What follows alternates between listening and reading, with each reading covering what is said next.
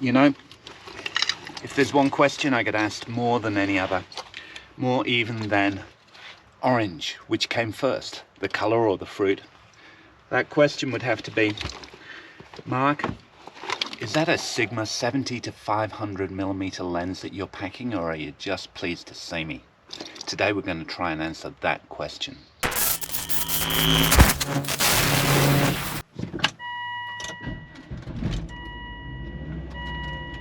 Well, hello everybody and welcome to this test of my GoPro and of a long telephoto lens. This is a little different from a video that I posted a couple of weeks ago, or at least a couple of videos ago now, where I talked about the struggles that one can have when trying to do landscape photography with a wide angle, or in my case an ultra wide angle lens. Today we're going telephoto. Do you have a telephoto lens? And if you do, is it something that you use all the time, or does it stay in your cupboard only to come out for those rare occasions where you need to shoot the moon or wildlife? I have a hankering for telephoto. It's not something that I would use all the time. In fact, it's something that I find I use rarely, given that I'm mainly, I guess, a street photographer. But every so often, you get a hankering to shoot some wildlife. And so I really sought the lowest entry point that I could find for a telephoto lens and film combination. I have a Nikon N65, which is a budget film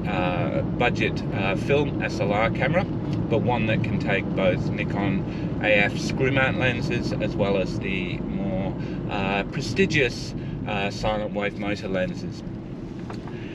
The lens that I ended up purchasing was a Sigma 70 to 500 millimeter lens, a very slow aperture of about f4 to 5.6. It might even go to 6.3, I'm not quite sure, but something that will give me, I guess, long reach, even if it doesn't have the bells and whistles of a contemporary telephoto lens with vibration reduction, optical image stabilization, call it what you will. The reason why I got that lens was really just for one reason, and it was cheap. I got it for $200 from a secondhand shop, and I'm going to try it out now by going to a local lake where there's plenty of wildlife. And by wildlife, I also am referring to families as well as ducks and other water birds. And I'm going to see what I can do with it. Oops.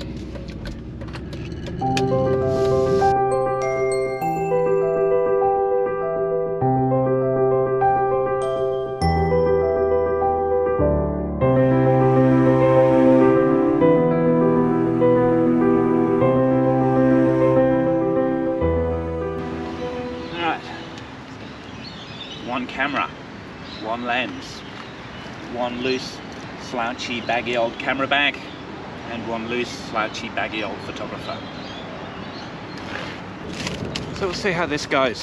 I'm not a wildlife photographer. I'm not even very wild. I'm pretty domesticated, actually.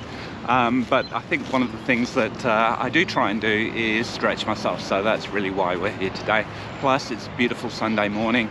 The dogs just seemed a little bit too sleepy to get up and go, and they're not very happy here. Actually, they do love Lake Monger, mainly because what they really, really like are ducks. Any kind of wildlife, any kind of creatures that they can chase, they love that. Already we have that most majestic of water birds, the cormorant, or as we call them in Australia, not even euphemistically or with any particular sense of irony or humour, we call it a shag.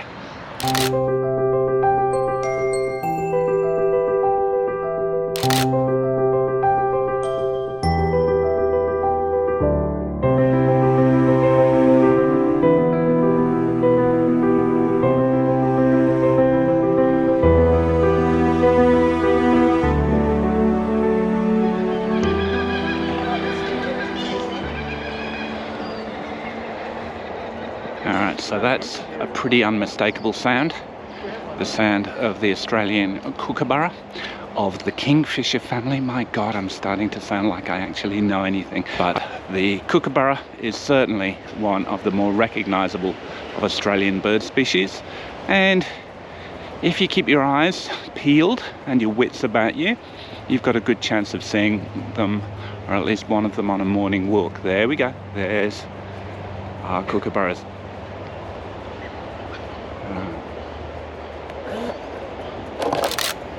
Beautiful. Captured it perfectly. Oh God. Yeah.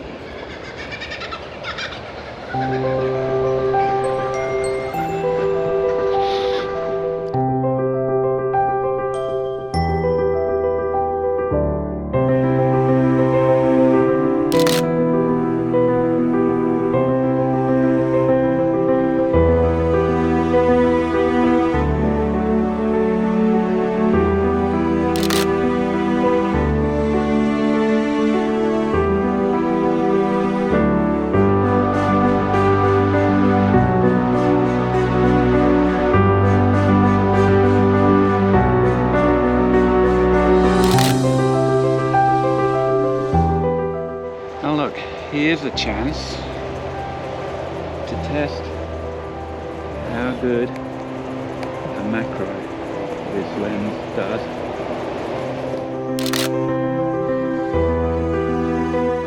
So you plant a tree and then you remove the tree. Okay, I'm still trying to work out the logic of that.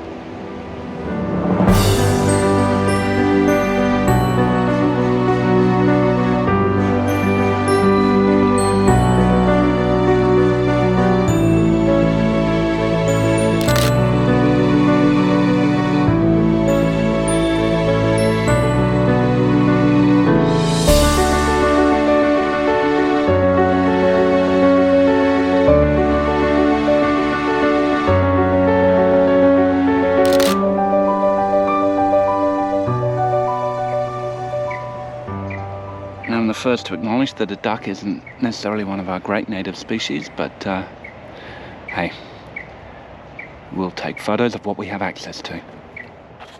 Now, I just feel the need to pause here and remind you that I am not a wildlife photographer. Wildlife photography requires lightning sharp reflexes and a good knowledge of your subject matter.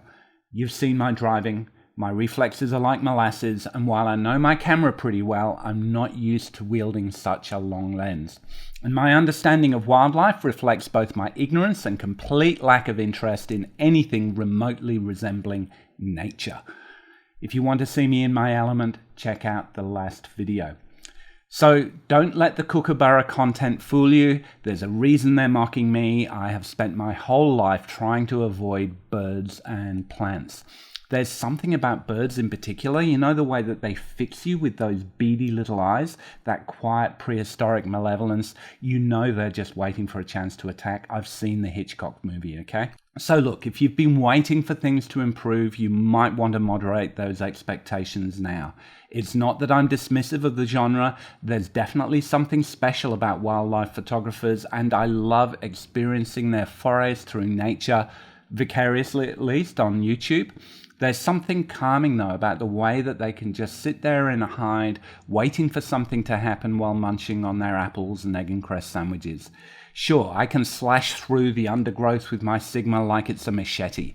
And I am the right age and gender, and actually my wife can make a pretty good salad roll, but I have neither knowledge nor patience, so I'll leave the flora and fauna philosophy to those far more experienced than I am. I just thought I'd better acknowledge that, clear things up before we go back to the cringeworthy commentary and crap bird photography. That way, when I come back, it's all out of the way and we can focus on the gear. And then I can blame the equipment for my failure rather than my inability to find oneness with Mother Nature. That said, check this out. That is indeed. It's my old friend Shaggy. Am I going to be able to separate them all from the background? There's another one on top. My God, they're nesting.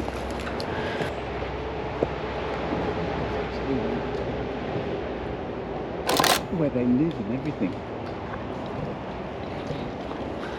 gore.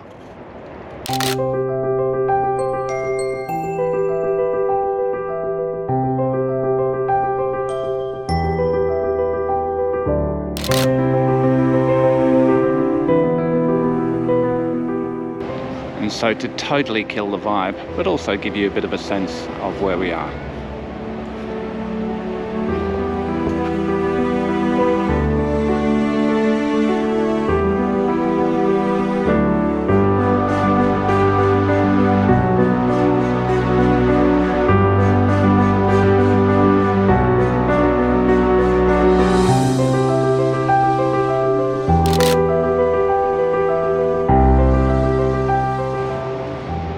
Now surely there's a composition to be had with a tree stump and a few reeds sticking out of the water. I just don't know if I can pull that one off, but shall we see?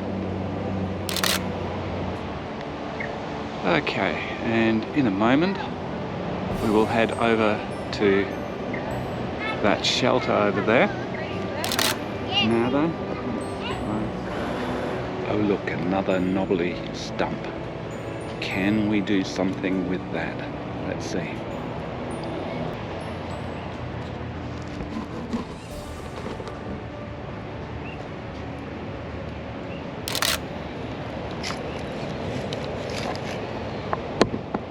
Ah, there he is. Look, even at 500mm, that's not very good, but look, he's a weird looking bird. I'm going to take a picture and maybe someone can help me identify exactly what that is. Okay, we've made it. Let's see if we go down there, what magic awaits.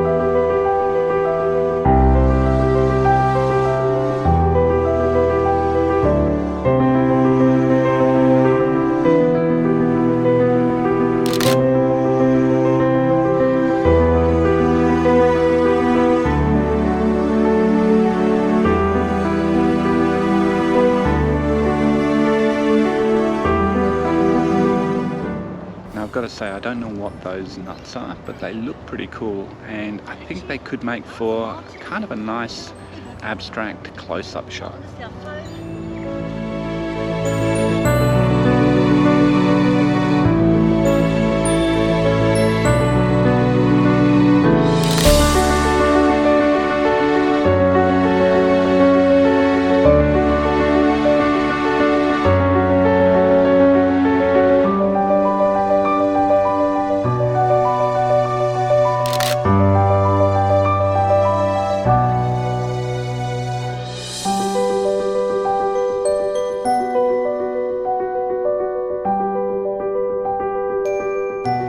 One frame remaining, and what do I see but a pelican, one of my favourite birds and very common here in Western Australia. Let's try and make the most of that last frame, shall we?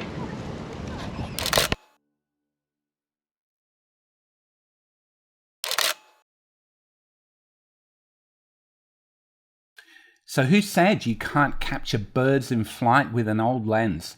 Sure, it's a crow, or technically an Australian raven, which I guess is like any other raven, but with less class. I guess the difference is that they're seen scavenging food, picking the guts out of roadkill or discarded kids' lunchboxes in high schools, rather than discreetly hanging out at the Tower of London and looking cool.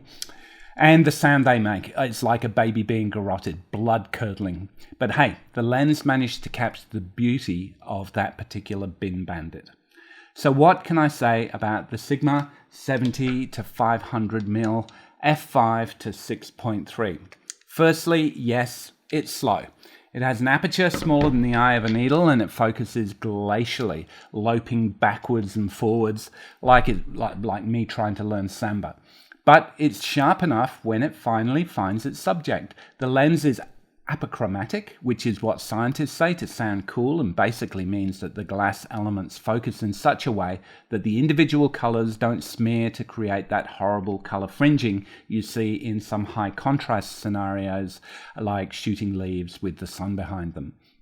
All made possible by an aspherical lens and 3 special low dispersion or SLD lenses or elements. But let's forget the spec sheet. What is it like in the hand? Well, yes, it is big. It's robust, manly in appearance with hard plastic ridges and a sense of purpose. That purpose being, I'm going to be as indiscreet as possible as I try to take photographs through the motel window to blackmail you with later. It's not one to take to your daughter's netball game. It also trombones badly when you want the reach, and with no focus lock, it suffers badly from zoom creep when hanging down. Insert gratuitous penis joke here. Anyway, it's not a discrete lens, which is a shame because it's surprisingly light. At about 1.3 kilos, I was able to sling it over my shoulder happily for a couple of hours and handhold all of my shots. So, what are the pros and cons of this lens? One negative is obviously the size, and it has an 86mm filter thread, so if I were to buy a polarizer for this thing, it would probably cost as much as the lens itself. The small aperture combines with another negative. It doesn't have vibration reduction, and that means that if you're zoomed in to 500mm, you're probably going to want to shoot at a shutter speed of 1,000th of a second. Now, I was able to get away with that. The way I dealt with it was I shot Ilford HP5, pushed to ISO 1600 on a sunny day, so it just wasn't an issue. It also brought a bit of contrast and crunch to the images that probably added to the perceptual sharpness. That said, I'd say the sharpness of this lens is already a pro. Sure, it's not going to even approach the sharpness of a Nikon 70-200 f2.8, but that doesn't have the focal range that this does. Same with the 200-500mm focal length. You get the reach, but then you're stuck if you want to rack back to something a bit closer. And you can forget carrying both of those into the field with you. That's not even considering the cost of 2 high-end zooms. So look, this lens gets some mixed reviews. If you look online, you'll find people saying it's not sharp beyond 300mm. Other people say, use a sturdy tripod, find critical focus of a slow-moving subject, and it's a razor. I tend to side with the latter. But it does highlight the fact that you need good technique to be able to get the most out of this, or really any other vintage zoom lens, particularly a telephoto zoom lens. One thing's for sure, it's a dream on the Nikon N65. It's like the camera and lens were made for each other, particularly if you use the MB17 battery grip accessory. I didn't have it with me on the day, and I probably should have. The grip makes you look like you're a bit of a pro, and it's certainly more comfortable in the hand.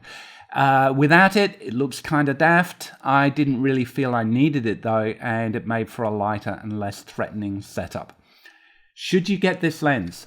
Sure, if you can find it at a good price. I worry a bit that this channel is turning into a forum for me to brag about what a cheap bastard I am, but it probably pays to be patient if you're looking.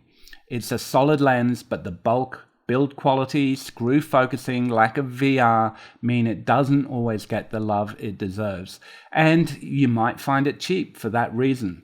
Not at some of these prices, though. As for wildlife photography, I'd like to get better at it. I do need to develop a bit more patience though.